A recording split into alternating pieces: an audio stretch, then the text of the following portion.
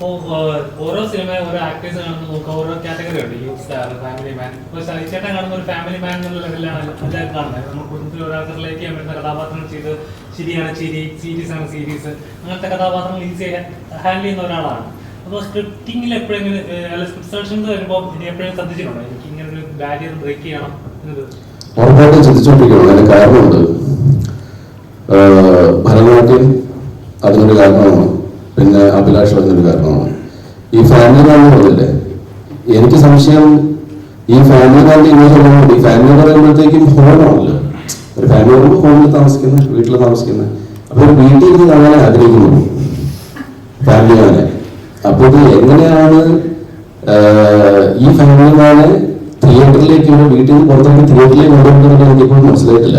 അപ്പോൾ എനിക്ക് തോന്നുന്നു നമ്മളൊന്ന് മാറ്റി ചിന്തിക്കണം. ഇനിയിപ്പോൾ കുറച്ച് ഡാർക്ക് ഷെയ്ഡുള്ള കഥാപാത്രങ്ങൾ ചെയ്യണം. അങ്ങനെ 2-3 ഞാൻ കമ്മിറ്റ് ചെയ്തിട്ടുണ്ട്. നോക്കാം. റീസെന്റ് പടങ്ങളുടെ സക്സസ് ഒക്കെ നോക്കിക്കഴിഞ്ഞാൽ ലേറ്റ് ആയിട്ടാണ് സെലിബ്രേഷൻ പോയിന്റിലേക്ക് എത്തുന്നത്. അത്തരം ന്യൂസസ് ഒക്കെ ഹാപ്പി ന്യൂസ് ഒക്കെ വരുന്നത് വളരെ അല്പം ലേറ്റ് ആയിട്ടാണ് സെലിബ്രേഷൻ ഹാപ്പി. എല്ലാ പടവും ഭയങ്കര കാര്യമായിട്ട് എല്ലാവരും അക്സെപ്റ്റ് ചെയ്തിട്ടുണ്ട്, ഇഷ്ടപ്പെട്ടിട്ടുണ്ട്. റോൾസ് ഈച്ച് ആൻഡ് എവറി ഡീറ്റെയിലിനെ കുറിച്ച് എടുത്ത് പറയാറുണ്ട്. ഇപ്പൊ ഇതിലെ വിജയം കൂടി കണക്കാക്കുമ്പോൾ ആസ് ആൻ ആക്ടർ എങ്ങനെയാണ് ആ പോയിന്റ് ഓഫ് വ്യൂവിനെ എങ്ങനെ ഹാൻഡിൽ ചെയ്യുന്നത്? ഇപ്പം സ്റ്റാർട്ടിങ് ഫ്രം ഭരതനാട്യം അല്ലെങ്കിൽ സ്റ്റാർട്ടിങ് ഫ്രം ജനമേത്രിയാണ് എൻ്റെ ഒരു 2ാം ഇന്നിംഗ്സിന്റെ ആദ്യമായിട്ട് ഞാൻ ഹീറോ ചെയ്യുന്ന പടം. ജനമേത്രി ഒരു നല്ല മഴക്കാലത്ത് ജൂലൈ റിലീസായത്, ജൂലൈ 19 ഭയങ്കര മഴയായിരുന്നു.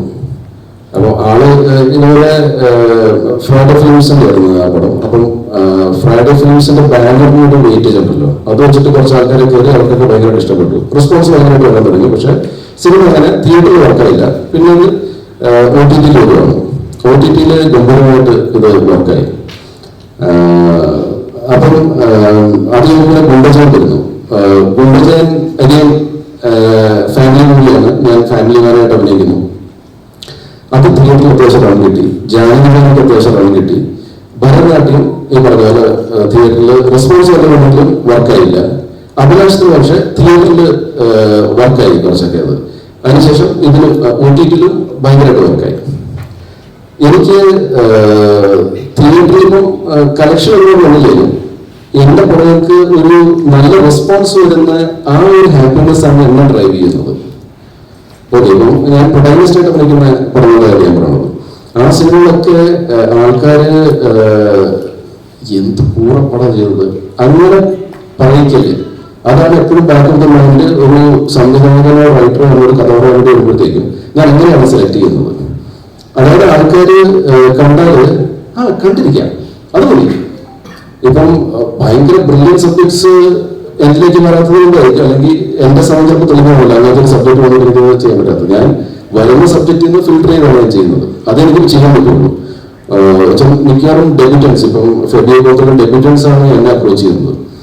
എനിക്ക് ചാൻസ് ചോദിക്കാൻ പറ്റുന്നത് ഇവിടുത്തെ ഓൾറെഡി ഒരു പടങ്ങളിൽ ചെയ്ത ആൾക്കാരെയാണ്, അവരോട് എനിക്ക് ചാൻസ് ചോദിക്കാൻ പറ്റുന്നത്. പക്ഷെ എന്നെ പ്രിഫർ ചെയ്യുന്നത്, എന്നെ പ്രൊട്ടാഗണിസ്റ്റ് ആയിട്ട് കാസ്റ്റ് ചെയ്യുന്നതൊക്കെ പുതുമുഖമാണ്. ഈ പുതുമുഖങ്ങളിൽ എനിക്ക് പരിചയമില്ല. ഇവരെനിക്ക് വാട്സാപ്പിൽ മെസ്സേജ് ചെയ്യോ അല്ലെങ്കിൽ എന്നെ വിളിക്കുമ്പോഴാണ് ഞാൻ ഇവരെ ആദ്യമായിട്ട് പരിചയപ്പെടുന്നത്. അപ്പൊ ഇവരൊരു സിനിമ ചെയ്യാൻ പോകണമെന്ന് എനിക്കറിയില്ല. ഇവരുടെ ഒരു നല്ല സബ്ജക്ട് ഞാൻ അറിഞ്ഞാൽ ഞാൻ ഉറപ്പായിട്ട് ഞാൻ അവരുടെ ചാൻസ് ചോദിക്കും. ബിക്കോസ് എനിക്കും ഇവിടെ ലോക സദസ്സിൽ ഓടുന്ന പടത്തിൽ പ്രൊട്ടാഗണിസ്റ്റ് ആയിട്ട് അഭിനയിക്കാൻ എനിക്കും ആഗ്രഹമുണ്ട്. എനിക്കും സൗണ്ട് ഞാൻ പാരലായിട്ട് പറഞ്ഞ പോലെ എനിക്ക് സപ്പോർട്ടിംഗ് ചെയ്യാൻ ഭയങ്കര ആഗ്രഹമാണ്. അതായത് ഞാൻ ഭൂരിഭാഗം പടത്തിൽ ഞാൻ സപ്പോർട്ടിംഗ് ചെയ്തിരിക്കുന്നത്, പക്ഷെ ഇപ്പോഴും എന്റെ കൂടുതലായിട്ട് മാറിയിട്ടില്ല. പക്ഷെ ഇപ്പോഴത്തെ അവസ്ഥ എന്ന് വെച്ചാൽ ഞാൻ ലീവ് കോഴ്സ് ചെയ്യുന്നതുകൊണ്ടാണോ എനിക്കിപ്പോ ഡേറ്റിൽ നിന്ന് കൊടുത്തിട്ടാണോ എനിക്ക് ഓഫേഴ്സ് അതിൽ കുറവാണ്. അപ്പൊ ഞാൻ ഇതേപോലെ ഞാനിപ്പോ നിങ്ങൾക്ക് തന്നിരിക്കുന്ന ഇന്റർവ്യൂസിലേക്ക് ഞാൻ പലവട്ടം പറഞ്ഞിട്ടുണ്ട്. പക്ഷെ ഇതൊക്കെ ആൾക്കാർ കേട്ടോ കേട്ടില്ലെന്ന് എനിക്കറിയില്ല. എനിക്ക് അതിനൊരു പണ്ട് വന്നിരുന്ന പോലെ ഒരു സപ്പോർട്ടിംഗ് റോൾസ് വരുന്നില്ല. I am still very very open to supporting roles. അത് ഏത് ടൈപ്പ് ഓഫ് ക്യാരക്ടർ ആയിരിക്കും, നെഗറ്റീവ് ആയാലും നെഗറ്റീവ്, അല്ലെങ്കിൽ വാട്ടവർ, ഹ്യൂമർ എങ്കിൽ ഹ്യൂമർ, സീരിയസ് ആണെങ്കിൽ സീരിയസ്.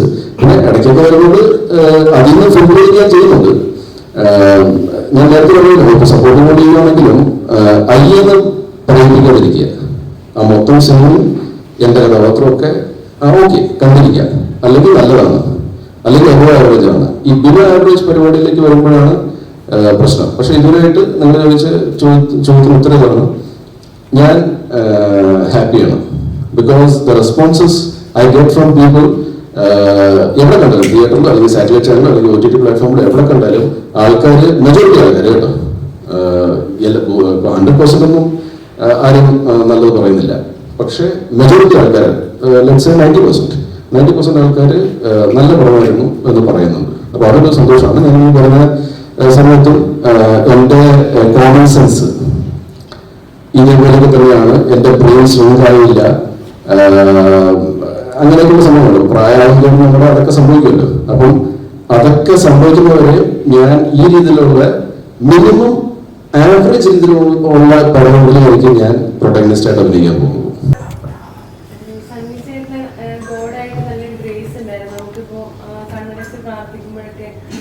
പണ്ട് മഹാദേവൻ സീരിയലിൽ കാണുമ്പോൾ ശിവനെ പിന്നീട് അതിൽ അഭിനയിച്ച ആക്ടിങ് ആവുന്നത്, അതുപോലെ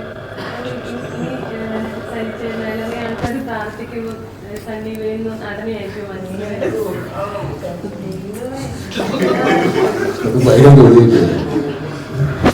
എനിക്കറിയില്ല ആൾക്കാർ ഈ സണ്ണിയുടെ രൂപം പൂജകളിൽ വെച്ച് പ്രാർത്ഥിക്കാൻ എനിക്കറിയില്ല.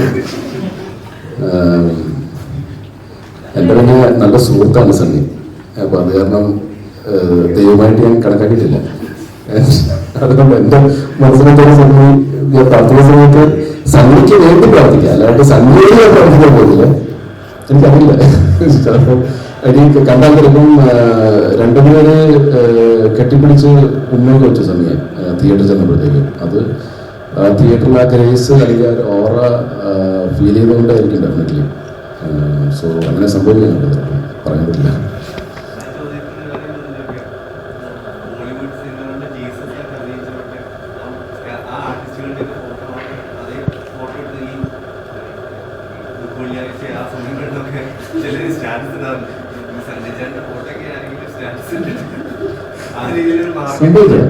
സംഭവിക്കാം, അത് പറയാൻ പറ്റില്ല.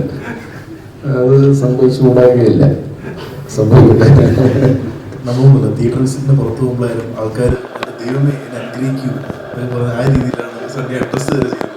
നമ്മളെന്നെ കണ്ടിട്ട് അത് വർക്കായി.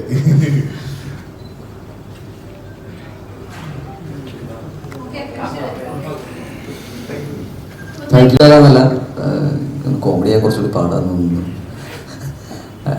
എനിക്ക് വളരെ നല്ല എക്സ്പീരിയൻസ് ആണ്. കാരണം ഇവര് സ്റ്റോറി എൻ്റെ അടുത്ത് നരേറ്റ് ചെയ്യുമ്പോൾ തന്നെ എനിക്ക് ആ ക്യാരക്ടർ ഭയങ്കരമായിട്ട് കിട്ടുന്നുണ്ടായിരുന്നു. ആ ക്യാരക്ടർ കടന്നു പോകുന്ന ഒരു പരിപാടി എനിക്ക് കിട്ടുന്നുണ്ടായിരുന്നു. അപ്പോൾ അത് തന്നെയാണ് മെയിൻലി അത് ചെയ്യാനുള്ളൊരു ഇത് എന്ന് പറഞ്ഞാൽ എൻ്റെ ഏകദേശം എൻ്റെ ഏജല്ല, എനിക്ക് കുറച്ചുകൂടി എൻ്റെ അനിയൻ്റെ ഒക്കെ ഏജുള്ളൊരു ക്യാരക്ടറായിരിക്കും ഈ സിനിമയിലുള്ളത്. അപ്പോൾ ആ പ്രായത്തിൽ കുറേ പേരിൽ സംഭവിക്കുന്ന കുറേ കാര്യങ്ങളൊക്കെ തന്നെയാണ് ആ ഒരു ക്യാരക്ടറിനുള്ളത്. പക്ഷെ ഒരുപാട് നമ്മുടെ ഉള്ളിൽ നന്മകളുണ്ട്. പക്ഷെ പ്രായത്തിൻ്റെ ആ ടൈമിൽ എന്തെങ്കിലും പ്രശ്നങ്ങൾ ഉണ്ടാവുന്ന എന്തെങ്കിലും വഴിറ്റി പോകുന്ന ചെറിയ കാര്യങ്ങളാണ് ഇതൊക്കെ. പക്ഷെ നമുക്ക് ഒരുപാട് നന്മകളും എല്ലാം ഉള്ള ഒരാൾ തന്നെയാണ്. ആ ഒരു ക്യാരക്ടർ എനിക്ക് അങ്ങനെയാണ് കിട്ടിയത്, പ്രായത്തിൻ്റെതായ ആ പ്രായത്തിൽ സംഭവിക്കുന്നൊരു തെറ്റ് പോലെ. അപ്പം അത് തന്നെയായിരുന്നു എനിക്ക് മെയിൻലി ആ ഒരു ക്യാരക്ടറിൻ്റെ മോഷൻ കിട്ടാനുള്ളത്. പിന്നെ സഹിച്ചോണ്ടൊപ്പം ആയിരുന്നു കൂടുതലും പരിപാടികൾ. അപ്പോൾ അത് വലിയൊരു ഇതായിരുന്നു. പുള്ളിയുടെ ഒപ്പം ഉള്ള കോമ്പിനേഷൻ സീൻസൊക്കെ എനിക്ക് ഭയങ്കര രസമായിരുന്നു.